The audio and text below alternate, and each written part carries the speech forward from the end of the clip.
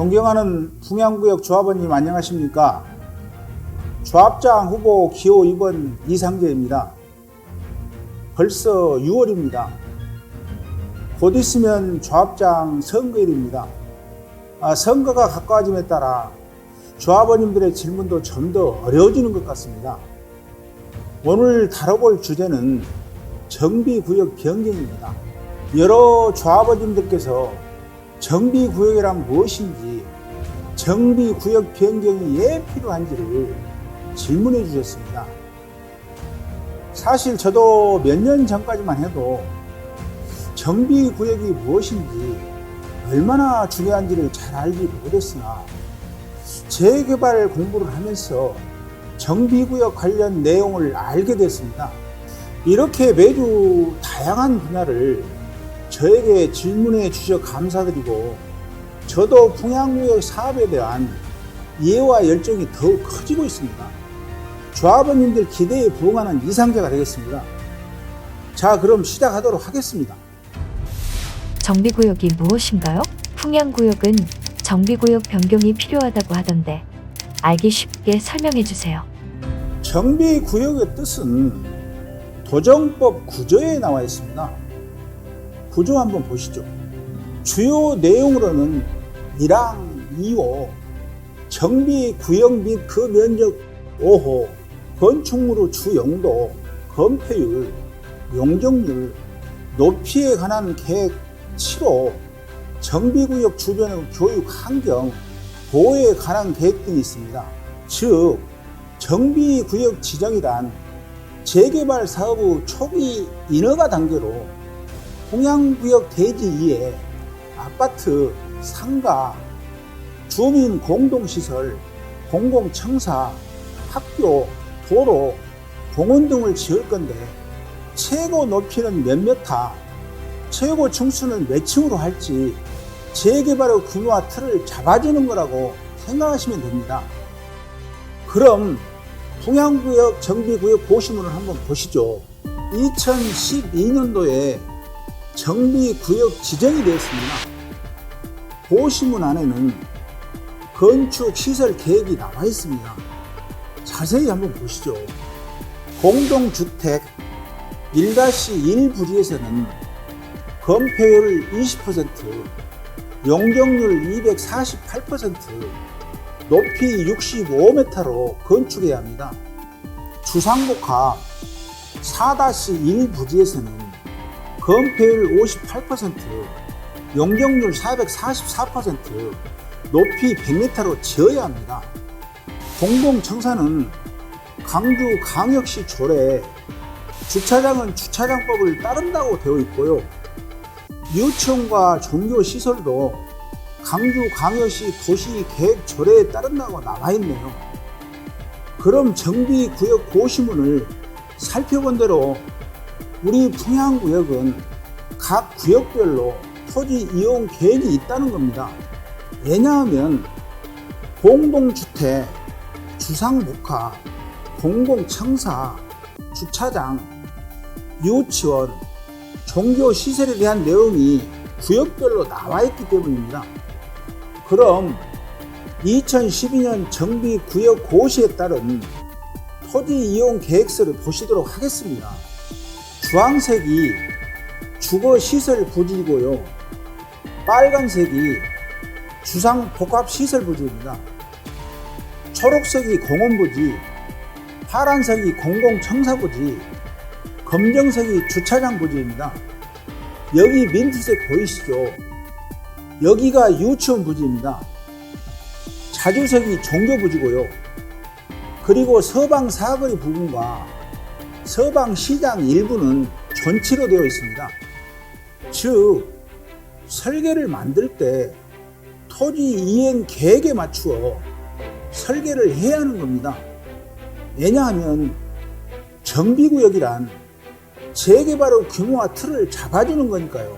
혹시 눈치채신 분들도 있겠지만 상당히 비효율적입니다. 왜냐하면 금싸라기 같은 단지 앞부분에 공원, 공공청사, 주차장, 유치원, 종교시설이 배치되어 있고 서방 사거리 부분과 서방 시장 일부가 전치로 남아있어 상품성이나 사업성이 떨어집니다. 이걸 해결할 수 있는 방법은 앞서 말씀드린 공원, 공공청사, 주차장, 유치원, 종교시설의 배치를 단지 북측이나 다른 쪽으로 옮겨서 단지의 가치를 올려야 합니다. 뿐만 아니라 기존 지평구와 대립으로 전치 부지로 남은 조합원님들과 협의를 통해 구역 내 편입도 고려해야 합니다. 즉, 상품성과 사업성 있는 설계를 만들기 위해서는 재개발의 규모와 틀이라 할 수 있는 정비 구역을 변경해야 합니다. 그리고 정비구역은 시공사와 협의하여 경미 또는 중대한 범위 내에서 사업 전반에 걸쳐 변경 가능합니다. 다만 정비구역을 변경하기 위해서는 관청의 인허가가 필요하며 북구청, 강주시청만 협의 대상이 아니라 교육청도 협의 대상입니다. 왜냐하면 도정법에 의거 교육환경 보호에 관한 계획을 포함해야 하기 때문입니다. 뿐만 아니라 교육환경 보호에 관한 법률에 의거 교육환경 평가서를 교육감에게 제출하고 승인받아야 합니다. 교육환경 보호에 관한 법률 제6조 보시겠습니다. 1항 다음 각 호자는 교육 환경에 미치는 영향에 관한 평가서를 대통령령으로 정하는 바에 따라 관할 교육감에게 제출하고 그 승인을 받아야 한다. 4호 정비구역으로 지정 고시되어 해당 구역에서 정비사업을 시행하려는 자, 즉 정비사업을 시행하는 조합은 교육환경영향평가서를 교육감에게 제출하고 그 승인을 받아야 하는 겁니다. 그리고 학교라는 개념은 교육환경보호에 관한 법률 제2조에 유치원을 포함하고 있습니다. 다만 모든 유치원이 재개발에서 인정하는 유치원이 아닙니다. 재개발에서 인정하는 유치원이란 유아교육법 제2조에 보시면 유아의 교육을 위하여 이 법에 따라 설립되어진 학교를 말한다라고 적혀 있습니다. 즉 학교 법인 유치원의 경우 일반 유치원들과 달리 재개발 인허가에 있어 의무적으로 협의 대상이라는 겁니다. 일부 조합원님들께서는 추후 2주 철거 시 유치원 부지를 강제 수용하면 되지 않냐라고 질문을 주셨는데요. 일반 유치원이나 어린이집은 강제 수용이 되겠지만 학교 법인 유치원은 강제 수용 및 명부가 될 수 없습니다. 공무원 입장에서는 원만하게 협의를 해오라고 요구할 것입니다. 왜냐하면 학교 법인 유치원은 앞서 말씀드린 대로 교육환경보호법 및 유아교육법에 해당되기 때문입니다. 아시다시피 통양구역의 학교 법인 유치원은 한 곳 있습니다. 전 조합장의 학교 법인 유치원입니다. 만약 전 조합장이 학교 법인 유치원 부지 이동, 즉 정비구역 변경에 동의를 안 해주면 어떻게 될까요? 이런 설계가 만들어질 겁니다. 이 설계는 2012년 정비구역 지정 기준 설계 도면입니다. 금싸라기 같은 동문대로 옆에 공원, 공공청사, 주차장, 종교시설, 유치원이 만들어져서 이 땅에는 아파트를 지을 수 없습니다. 또한 유치원이 정 가운데에 있기 때문에 일조권을 보장해 주기 위해 유치원 바로 밑에 304동은 17층에서 20층까지밖에 지을 수 없습니다. 주상복합 부지에서 20층 이하로밖에 지을 수 없다는 것은 엄청난 분양 수익금 손실입니다. 그런데 이 설계의 도면은 유치원 1조권을 반영하지 않은 설계입니다. 법적으로 유치원 1조권은 동짓날을 기준으로 총 4시간 또는 연속 2시간 1조권 확보를 하는 것입니다. 2012년 정비구역 기준으로 유치원 1조권을 반영했을 때 인근 아파트 층수 변화를 조합 설계 업체인 다명에 요청했습니다. 1조권 분석 결과를 보여드리겠습니다.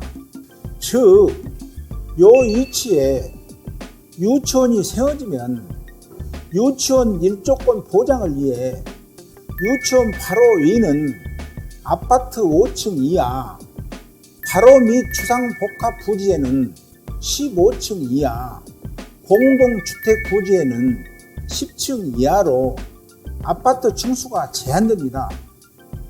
그렇기 때문에 정비구역 변경을 통해 유치원 부지를 단지 북측으로 이동시켜야 하는 겁니다.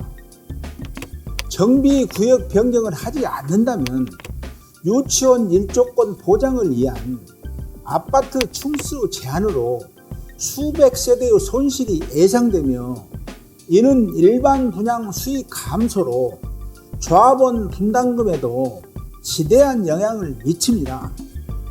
결론적으로 우리 구역에서 상품성과 사업성을 살린 명품 설계를 만들기 위해서는 정비구역 변경은 필수입니다. 그리고 정비구역 변경을 위해서는 전 조합장 유치원 부지 협의가 반드시 필요합니다. 며칠 전 조합장의 큰아들이 쉼터를 방문했습니다. 자식 입장에서 부모에 대한 걱정은 누구나 똑같을 겁니다. 아드님께서는 선친과 모친이 학교 법인을 운영하셨고 가업을 잇기에 본인이 다음 달 학교 법인 이사장에 취임한다 얘기하였습니다. 또한 모친의 불미스러운 일은 송구스럽고 풍양구역 재개발에 도움이 되기 위해 적극 협조하겠다는 의사를 표현하였습니다. 사실 조합 사업에서 가장 중요한 것이 조합원님들의 협조입니다. 생각이 다른 조합원님들도 우리가 함께 가야 할 조합원님이고 한마음 한뜻이 되어야 바르고 빠른 재개발이 될 거라 생각합니다.